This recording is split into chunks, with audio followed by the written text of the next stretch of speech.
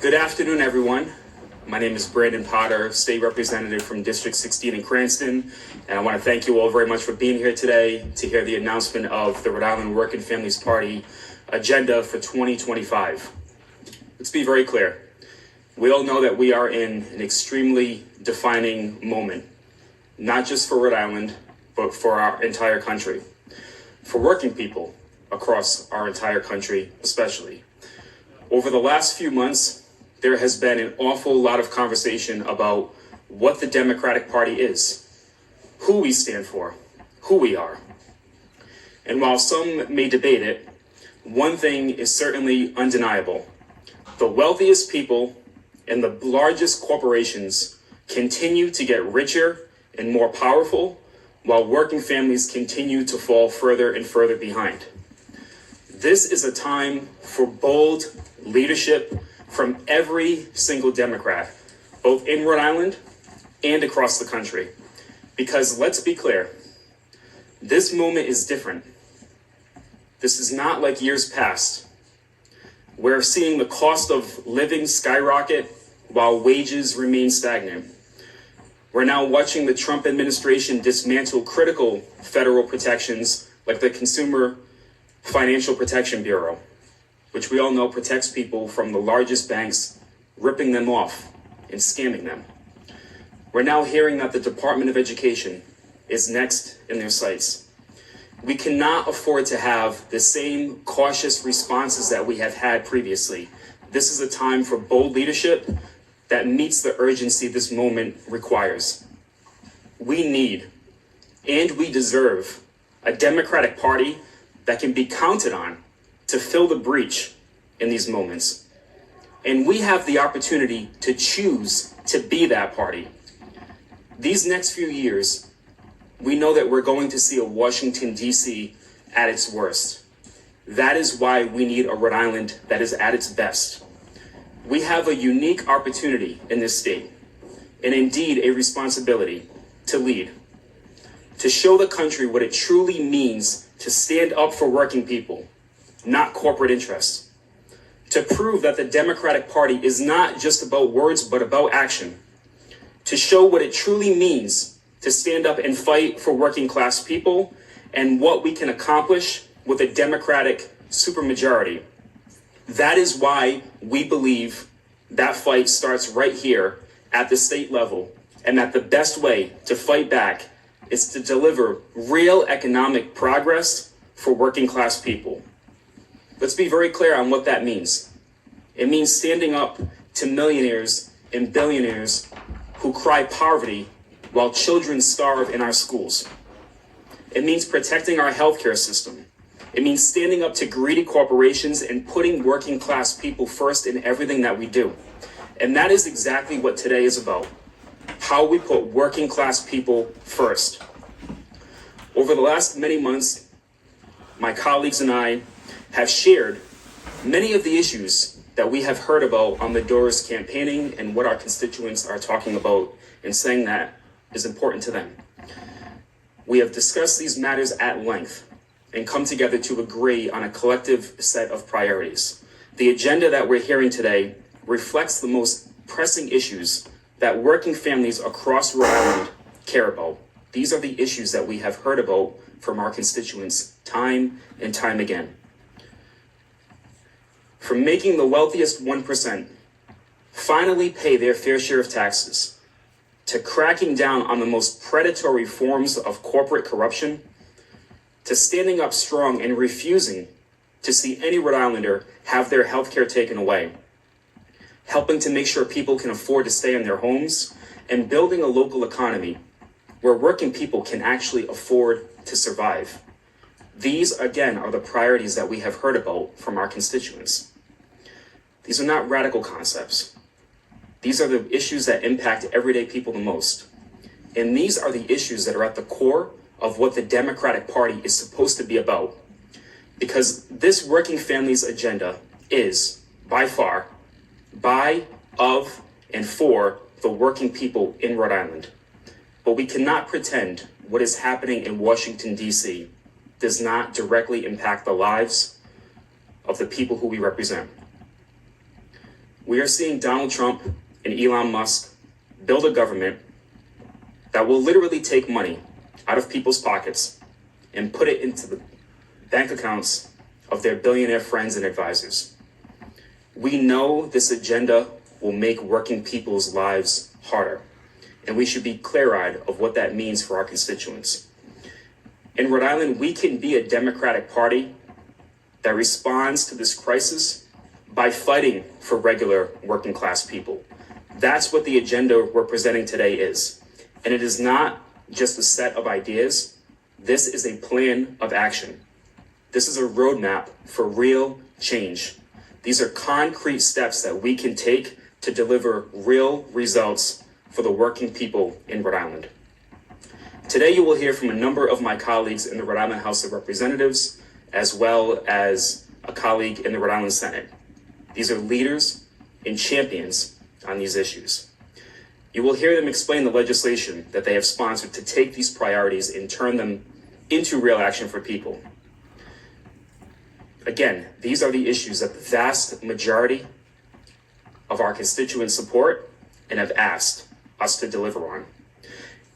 And they highlight the true reality that we face, that there is a stark contrast that is only getting bigger between the power of large corporations in the top 1% and everyday working class people. And it is our job as Democrats to stand up and fight for them. Because in this moment, there is a choice to make. You can either stand with working class people or you can stand with billionaires and corporate interests. You cannot do both. Now is the time for every Democrat in Rhode Island and across this country to make that choice. And with that, I want to introduce you to Representative Teresa Tansey.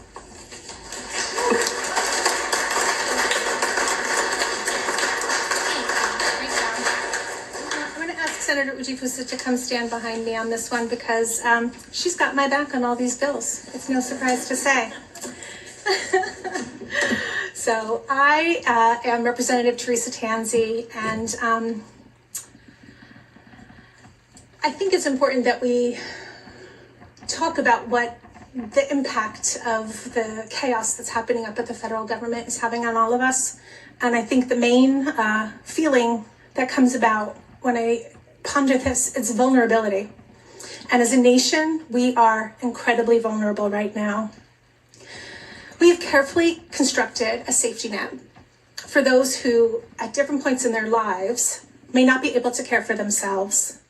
This safety net is a contract between our government and the people we serve.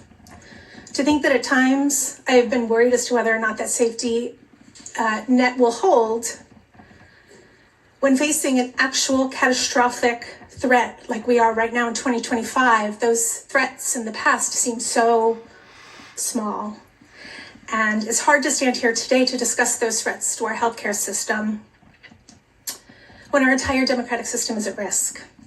But we must face the potential consequences of what's happening at the federal level, and we must, as a state, continue to do our work.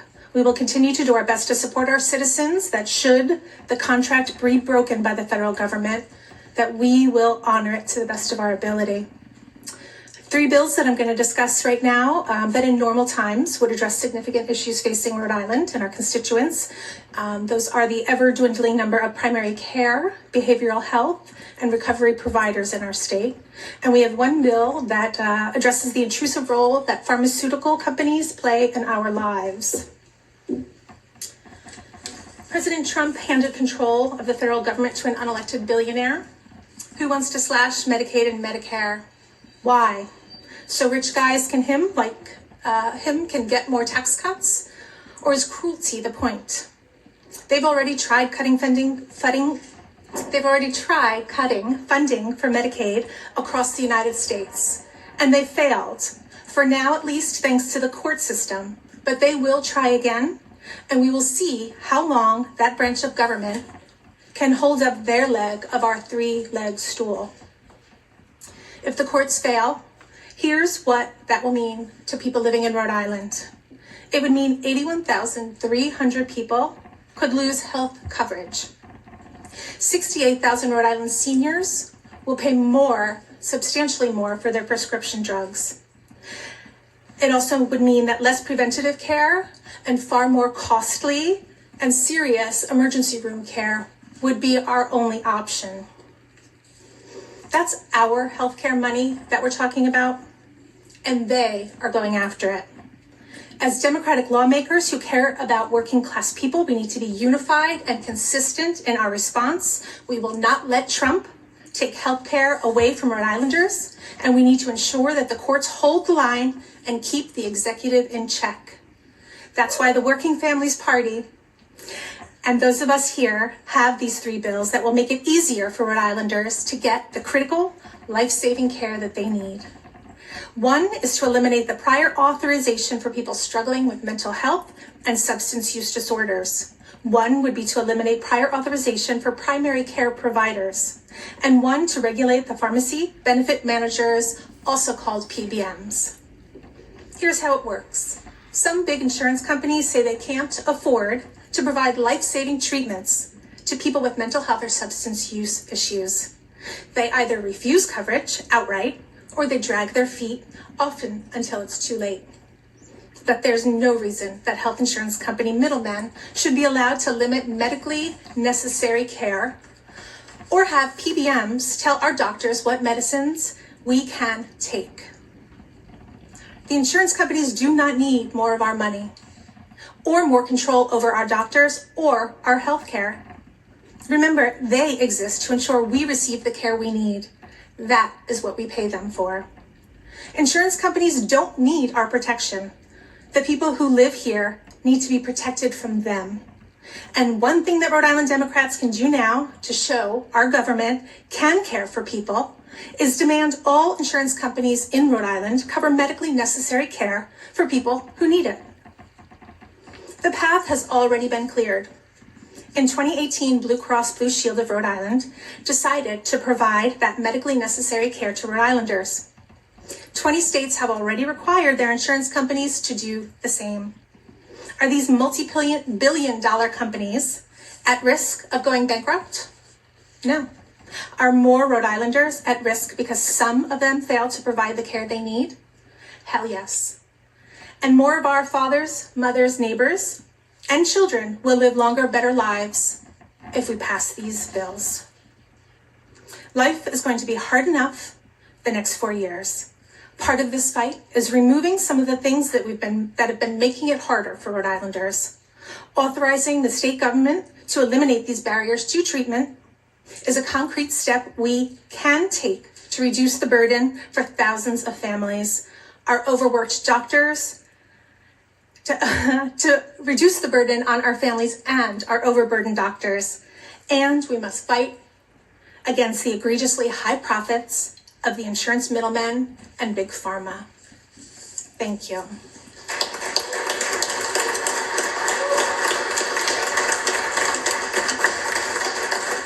And I do just want to say that Senator Ujifusa is the sponsor, the main Senate sponsor on all 3 of those bills. Rep. Potter is the main sponsor on the one for pre-authorization being removed from primary care. And regulating of the pharmacy benefit managers is Representative Stewart's bill. So without ado, we will have Representative Karen Alzate come to speak to us. Thank you.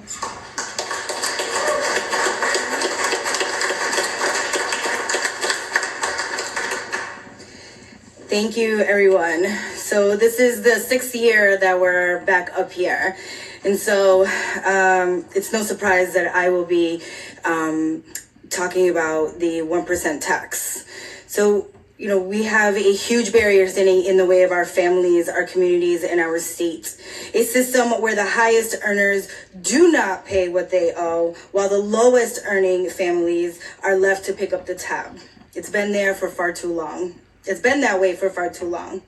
We've seen the results. A small group of people have taken an outsized share of the wealth that working families have produced, while our middle class has been hollowed out. Too many of us are working 2 to even 3 jobs just to keep food on the table and a roof over our heads. Many of us up here work multiple jobs as well, while those at the very top find easier ways to avoid contributing their fair share. We can do better, and we must do better. We should be building a future where prosperity is shared by all and not just the ultra wealthy. That's why it's time to ensure that the richest Rhode Islanders pay what they owe, so that we can invest in services and infrastructure that make our communities stronger. Better schools, affordable childcare, reliable transportation. I have not forgotten about the bridge, and so much more. Let's be clear, there is enough money to fund these programs in Rhode Island to help our families in need.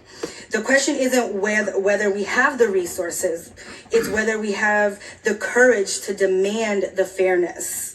Because when the wealthiest claim that they can't afford to contribute more while the working families are struggling to afford basic necessities, we know something is not working. The truth is, our state budget does not have a funding problem. It has a loyalty problem, and it's been that way for far too long. We've prioritized the wealthiest over the well-being of everyday Rhode Islanders. It's time to choose logic over outdated ideas. It's time to choose fairness over privilege. It's time to legislate with compassion. That's why we're proposing a very simple, common sense solution: a 1% tax on income above incomes of $625,000 a year. When I first started this, I think we were at $450, and I think it continues to grow. The policy will generate approximately $190 million in revenue. The funds will go directly towards ensuring economic security for working people. This means families can afford to stay in their homes. It means keeping food on their table, ensuring access to health care, and investing in jobs that pay a decent wage. And here's the best part. It's all good. It's good for all Rhode Islanders, not just some. The research has showed that fair taxation benefits small businesses and boosts job creation. And it is clear that over 70% of Rhode Islanders support asking the wealthiest to pay their fair share to make sure that life is better for everyone. I want to make this clear. This is for every Rhode Islander, not just some. We have a choice to make. We can continue on the path where rich get richer, and we're seeing that now at the federal level, and we continue to struggle for our working families, or we can come together to take action to create a fairer, stronger Rhode Island for all Rhode Islanders, not just some. Thank you.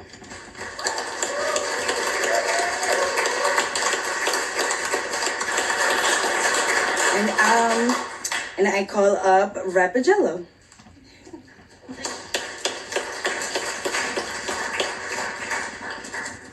Thank you, Representative Alzate. I represent perhaps one of the wealthiest districts in the state, also the district that gave Kamala Harris the largest plurality in the last election. I am here to talk about how we fill that hole that we have heard already. There is a $300 million hole in the budget.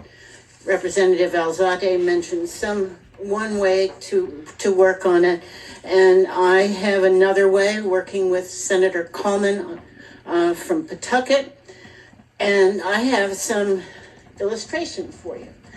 In January 18th, I believe, the Providence Journal published front page story, the 10 most highest priced residential home sales in the state of Rhode Island.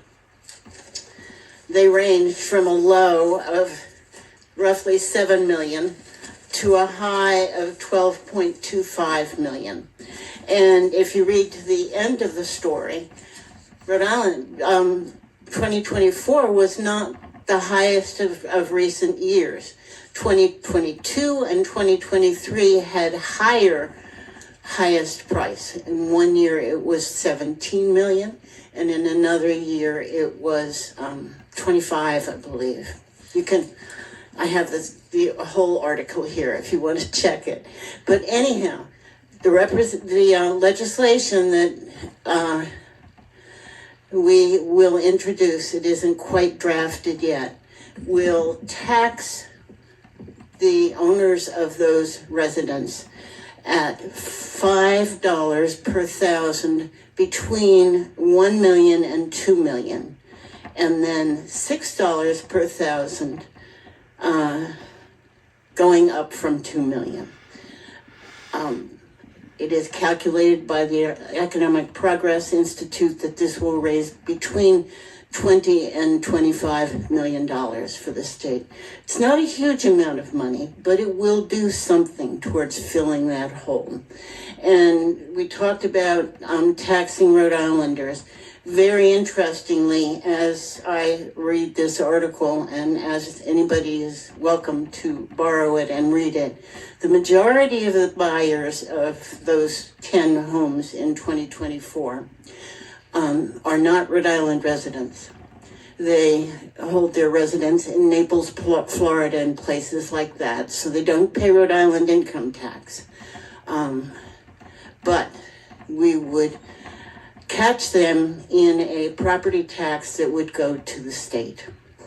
There was, I think, one resident of Rhode Island who, and at least one name that I recognized as probably a resident of Rhode Island, but $6 for every $1,000 over 2 million and $5 for every $1,000 between 1 and 2 million.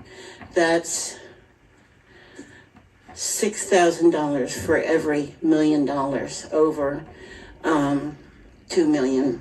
Do the math on what that comes to for a house that sold for 12.25 million or 17 million or 25 million. And it's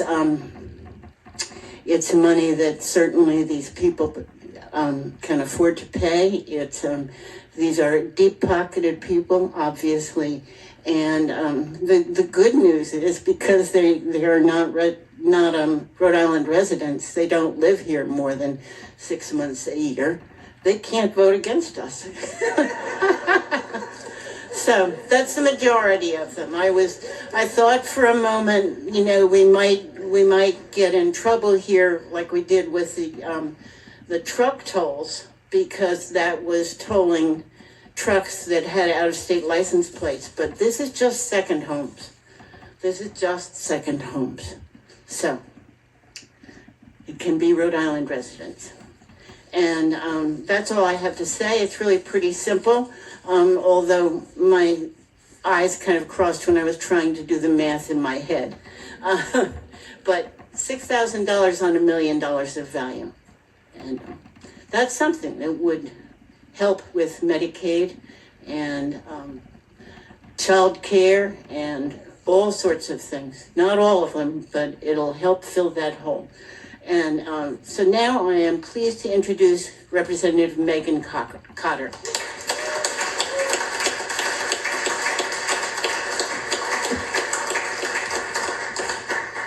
Well, that's a tough act to follow, I'll tell you.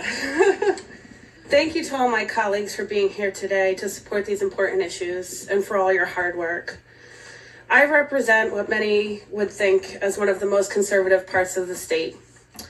My district voted for Trump at 52%, and yet I, a Working Families Party member, won in a tough repeat election because people are tired of the status quo. People want real leadership, and they want to know that they're being fought for. The items on this agenda today go beyond left and right. They address the same concerns that we hear every single day from working class families, middle class families in our communities. We want quality health care. We don't want to lose what little we already have. We want quality child care that doesn't cost as much as our mortgage. We want to make everyday purchases, like at the grocery store or rideshare reservations, without being hit with predatory fees. I'm proud to be part of the Working Families Party because these are the issues that impact all of us. If Democratic Party candidates want to win in 2026 and beyond, they should listen to what we have to say today, because this is how we win.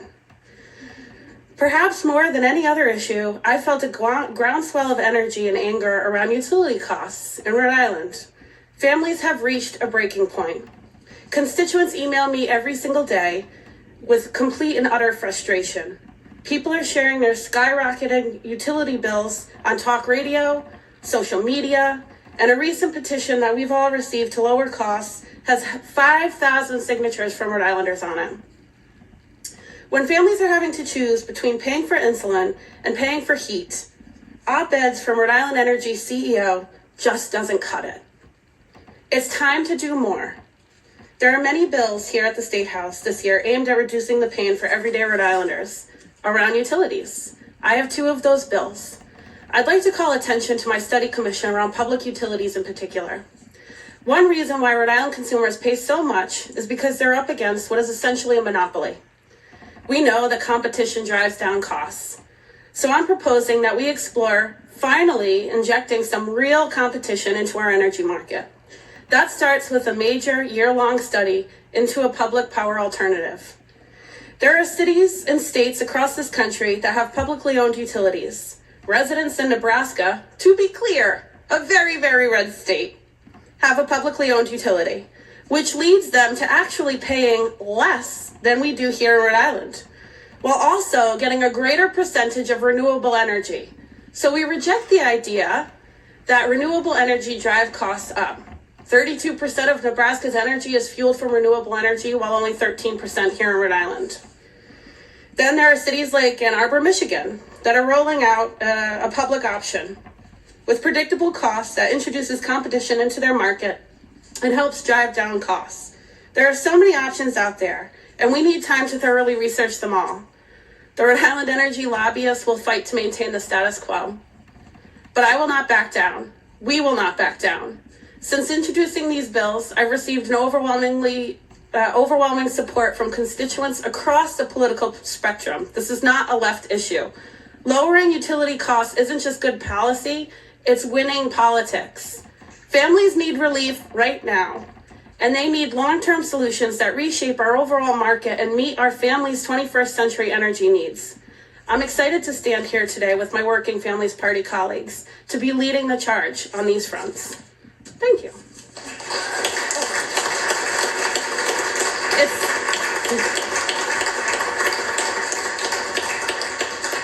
It is my honor to introduce Chairwoman Susan Donovan.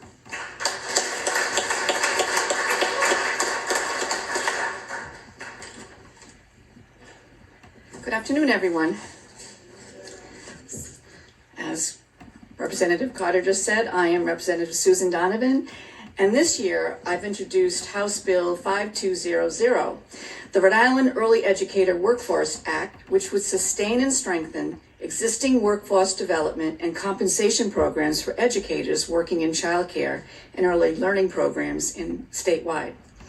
I've also introduced a bill which would provide funding to sustain and increase access to high-quality infant and toddler early care and education in 2026. And my co-sponsor on the Senate side is Senator DePalma. The challenges surrounding childcare here in Rhode Island are really personal for me. In 2023, my daughter delivered twins. Overnight, the cost of childcare for her young family tripled, going from $375 per week to over $1,000 per week, leaving very little at the end of each month. Later that year, when the child care center closed, the family was left without care for 3 children and few options, which forced her to leave her job until all 3 could find placements. That's a very difficult undertaking, and we all know that here in Rhode Island. The plight of her family isn't unique. The cost of childcare is prohibitive. Families are forced to make choices between quality care and food and rent. There are simply not enough childcare centers or quality care providers. Because providers barely make enough money to make a decent living, they're leaving the field.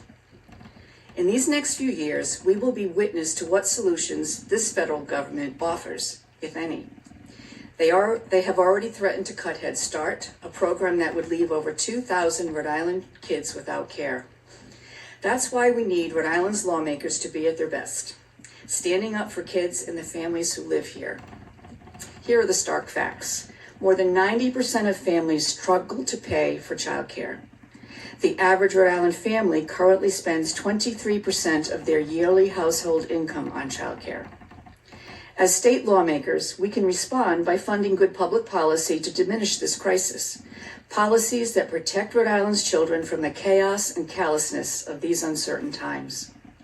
One thing we can do in Rhode Island this year is to pass the Child Care for All bill, which would dramatically expand the number of families who can get child care. It lowers the price tag for Rhode Island families so no one would have to pay more than 7% of their family's income compared to 23% the average family now pays. The second is we can actually pay our child care specialists and early educators a decent wage so they can stay in the field that they love. These two bills are investments that pay for themselves. Reports on similar programs show that for every dollar spent on childcare, taxpayers get back at least $1.50. We can no longer leave the well-being of our children to the slim chance that Washington will provide solutions in this crisis. The solutions are before us. They begin with everyone here and the rest of my fellow lawmakers. Rhode Island can choose to lead a way to a healthier child, an educated child, better paid staff at child care centers, and financially secure families. I hope you will join me and all our stakeholders in advocating for these policies. Thank you all for being here.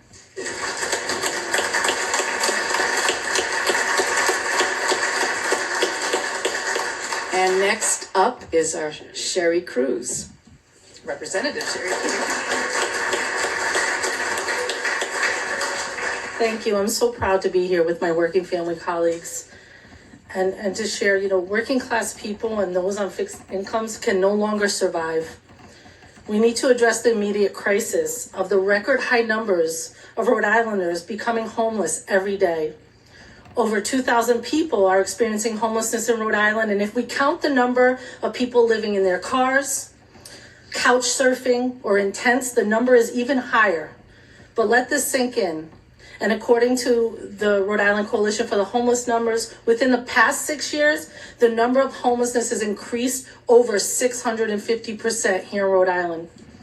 This is only going to get worse, and we need to do something to stop the bleeding, the hemorrhaging of the working class and poor Rhode Islanders fighting to survive in this crisis.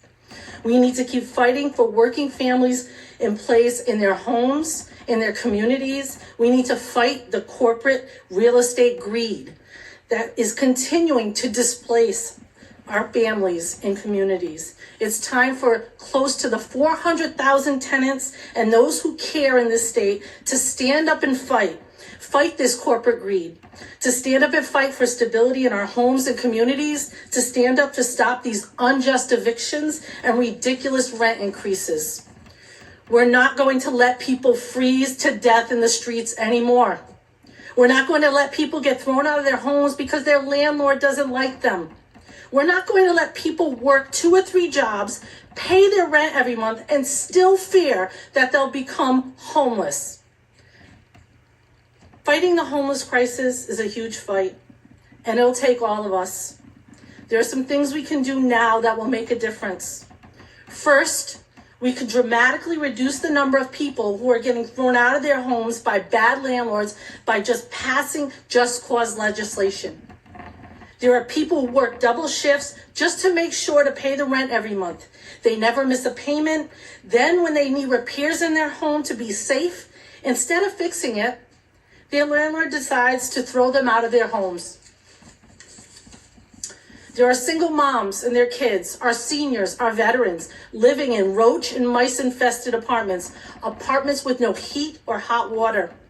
And they're afraid that if they speak up, their landlord will kick them out. And it's true. We see it every day. Just ask Brenda or Rona, who are seniors, who just recently became homeless because of the ridiculous rent increases and asking for things to be repaired. Ask Milton, a single dad, who had mushrooms growing out of his wall and mold on his clothes and a severe oil leak in his child's bedroom, right? Who asked for it to be fixed, got a rent increase, and got evicted. Or ask John, a disabled vet, who had the same fate with a rent increase. Simply asking for repairs resulted in an extreme rent increase and retaliatory eviction that pushed them to the street. Real life stories that are those numbers of people experiencing homelessness in our state every day. And we can't let it happen anymore. We can't let bad landlords and real estate companies continue to make our homelessness crisis worse. We need just cause eviction policy, one that guarantees lease renewals, limits rent hikes, and stops unjust evictions for tenants in good standing. And we also need to stop letting landlords get away with last-minute predatory extreme rent increases. Skyrocketing rents are pushing people out of their homes and destabilizing communities across Rhode Island. Providence has had the highest jump in rent prices of any city in the country, and I see it firsthand in my home city of Pawtucket. Meanwhile, we have landlords that are doubling families' rent, yet at the same time, lead poisoning their children. They're treating tenants like disposable ATMs, not like people. And we can't let it happen anymore. The well-being of Rhode Island families depends on rent stabilization, like the bill I have in Just Cause and my colleague Representative Potter. Passing these two bills would go a long way toward fighting Rhode Island's homelessness crisis and making sure everyone has a safe and stable place to live. These bills all show whose side we're on, right? We want to show whose side we're on. The landlords and the real estate companies who have been bleeding working people dry, or the working class people in our state. These landlords who will fight tooth and nail because there's a lot of profit to be made. There's a lot at stake for them, lots of money, so they will fight. But we can prove to working people we're on their side by fighting for their homes and their livelihoods of the people who live there, not bending to the people making more money and more money off of this crisis. Because it's not a crisis for the greedy landlord. No, they created this crisis and are benefiting off of it. This is a crisis felt by everyday working class Rhode Islanders. So I hope you'll reach out, join with us at the Working Families Party and fight to stop this preventable crisis. But preventable if we only act now. So with that, I want to thank you all for being here and welcome up my fellow colleague, Representative David Bennett.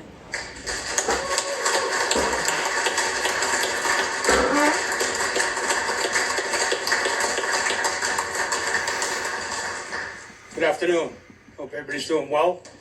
I was elected in 2010, and the AFL-CIO asked me to run a minimum wage bill.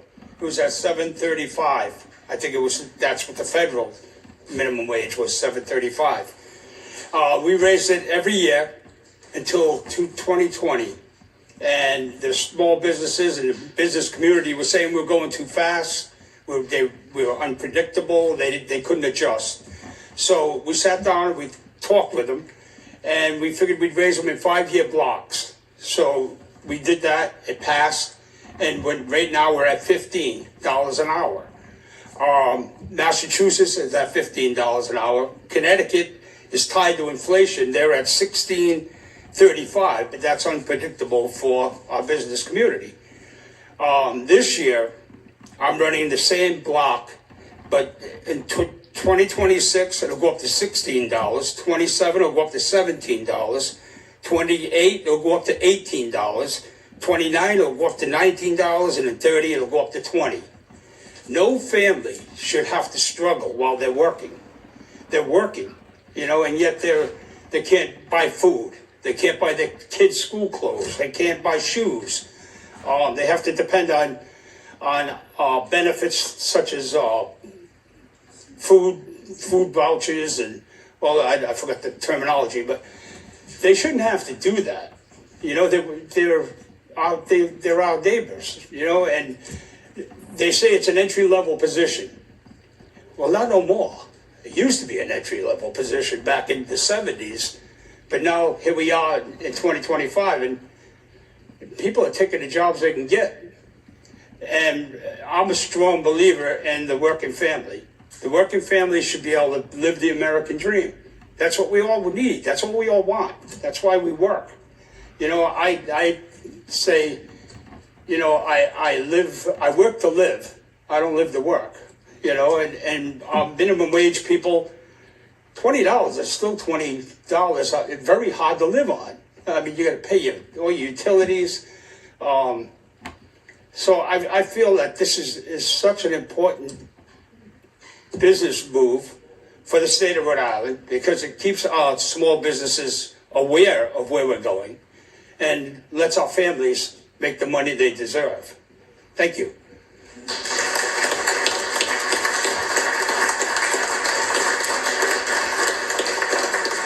Next, I'd like to bring up Senator Linda Ujafusa.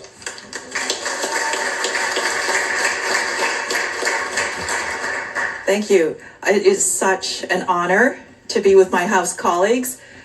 So many of them are partners on a variety of bills, and though some of them are half my age, I aspire to grow up and be them someday. I'm thrilled to see the bills introduced by my House colleagues. It is so exciting to see that every bill has a Senate sponsor, because it is only through this unified effort that we will make progress. But since only conflict gets any attention, I will end with this. The Senate will shortly have a better press conference about these bills. No pressure, us.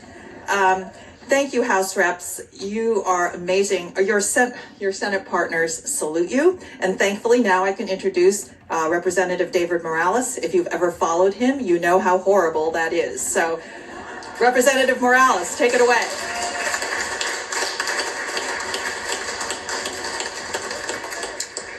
Now, friends, colleagues, are we feeling inspired? Are we feeling hopeful? Well, we should be. We should be hopeful, because between this slate of working family party Democrats, they have worked incredibly hard on each piece of legislation and have been thoughtful in their commitment to ensure that Rhode Island is a state where everyone, regardless of socioeconomic background, immigration status, or zip code, can live full, healthy lives, no exceptions. Because when we talk about access to childcare and making childcare more affordable, we're talking about the single parent in Pawtucket working 2 jobs who is on a wait list for an affordable daycare spot. When we talk about tenant protections and lowering the cost of utilities, we're talking about a family in Woonsocket being forced to make the impossible choice of what they're going to pay on time this month, whether it's the rent or their utility bill that's going to rack up interest. When we talk about a fair tax system, we're talking about the hardworking nurses, teachers, and construction workers that are forced to pay the same income tax rate as a multimillionaire here in our state. But that's why we're here.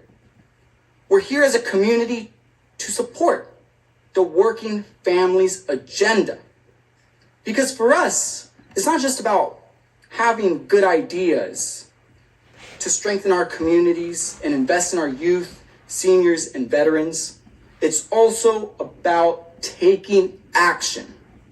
It's about the fact that a group of lawmakers from different backgrounds, from Exeter to Providence, are standing side by side and saying that no matter what happens in Washington, we will protect Rhode Islanders. We will prioritize healthcare, childcare, wages, and the cost of utilities. We will get this right.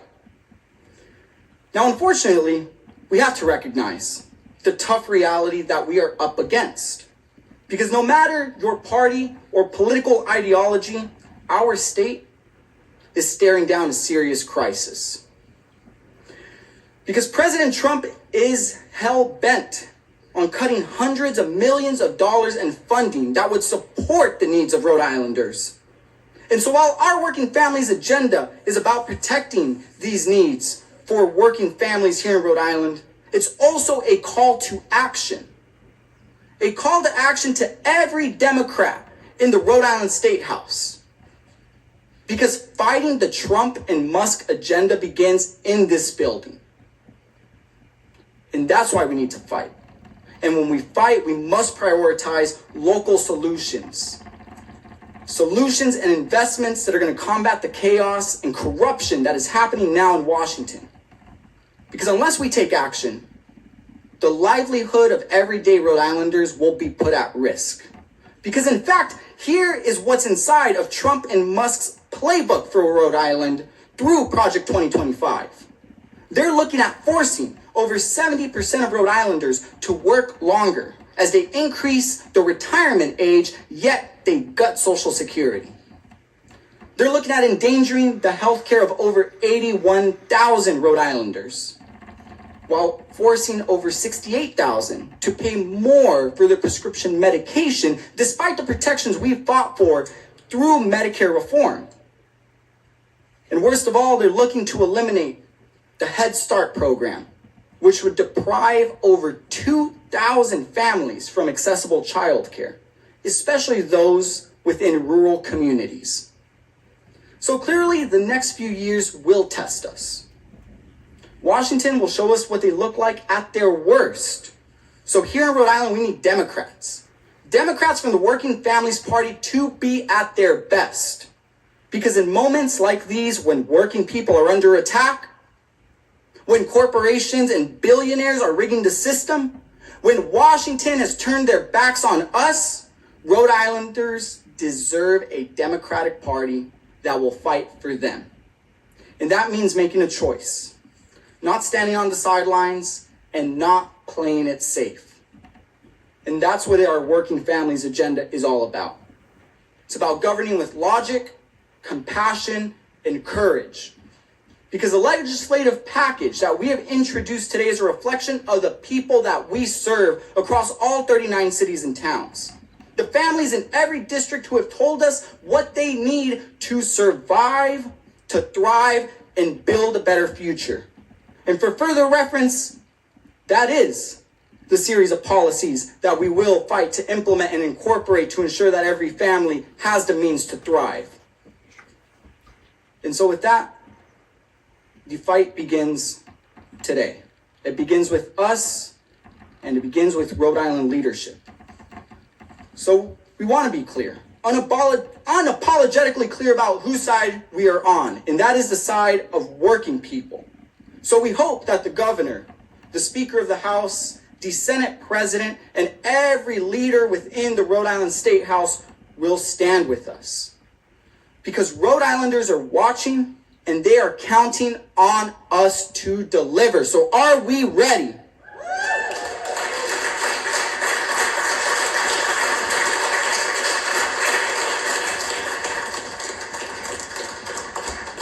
So at this time, we will open up the podium for questions from the press.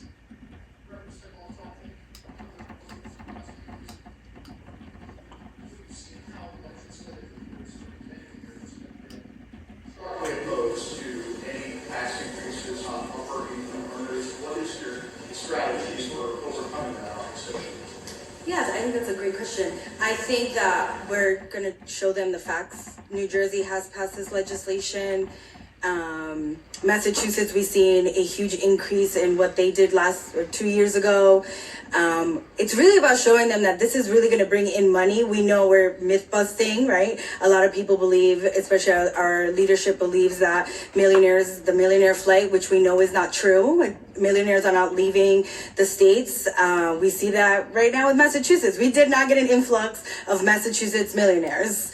And so we know that it's only strengthening their economy. And so more states are doing this, and Rhode Island really should not be left behind. So really just making sure that we have the facts, that we can show real tangible numbers, that this is good for Rhode Island, it's good for all Rhode Islanders, and that, we're going to continue, it's going to just build a strong economy for us. Unmoved by those kind of arguments in past years. Yeah, I just think that we have not really shown them the actual facts, like real numbers on paper.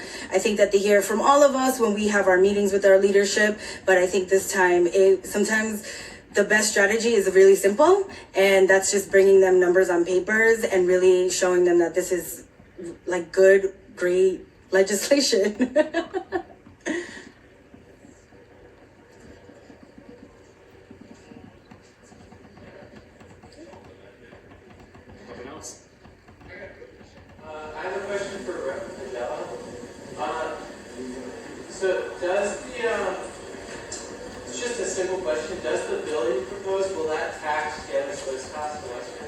Yes, it will. Yes,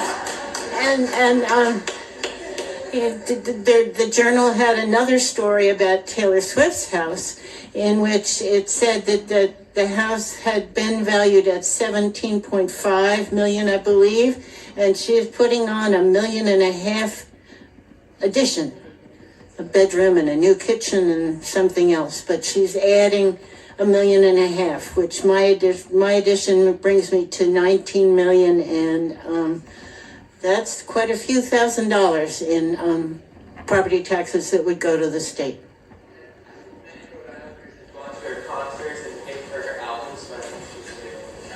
Yes.